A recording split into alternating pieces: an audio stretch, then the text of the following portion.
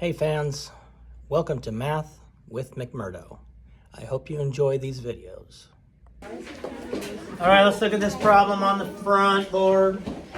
We're going to be looking through review material that we, for this Unit 3.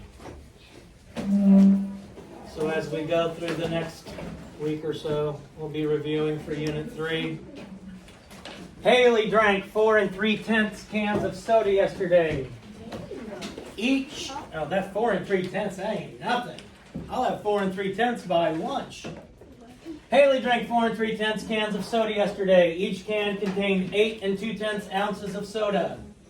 What was the number of ounces of soda Haley drank yesterday? And Miss Davis would get really mad if I didn't put my question mark there. So she drank 4 3/10 cans, which would irritate my mother, because if you didn't finish it, she yelled at you. Don't waste the rest of that drink. Don't you dare waste the rest of that drink, because she would get mad at you. All right, each can contained 8 2/10 ounces. What was the number of ounces of soda Haley drank yesterday? Daisy, how do you think we should solve this? Multiplication. And in words, what are you going to multiply? Don't say any numbers. What does this one stand for? Cans of soda. Cans of soda. And ounces of soda. Good. Times ounces in each can.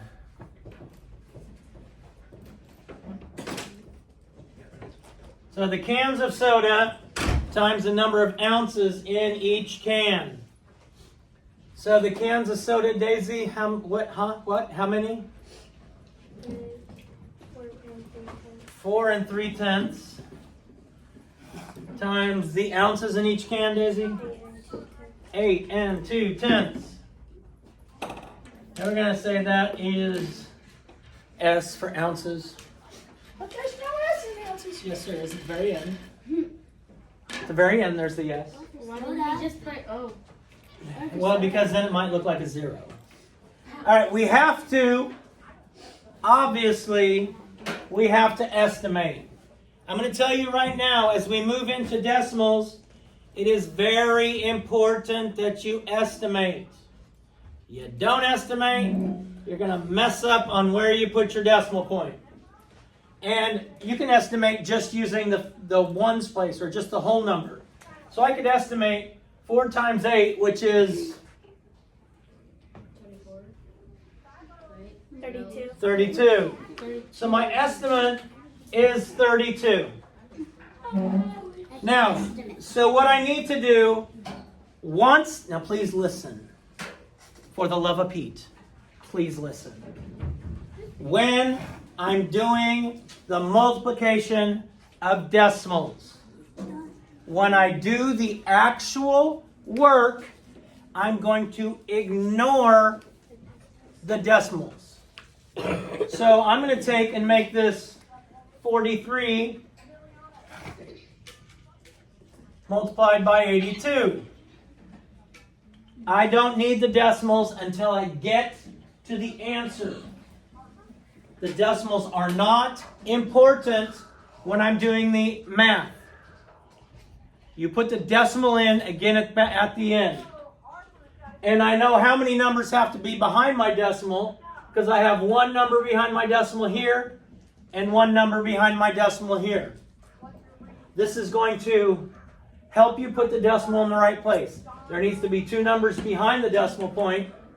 Also, the estimation makes my answer needs to be somewhere around 32. I only use the whole numbers when I multiplied to get my estimate. So let's see, help me here, class. 3 times 2 is 6. 3 times 4, or 2 times 4 is 8. So 43 times 2, which is what I just did. This is 43 times 2. And that gives me 86. Now, I'm moving to the tens place. So I've already done the 2. So actually what I'm multiplying here is 80 times 43. 80 times 43.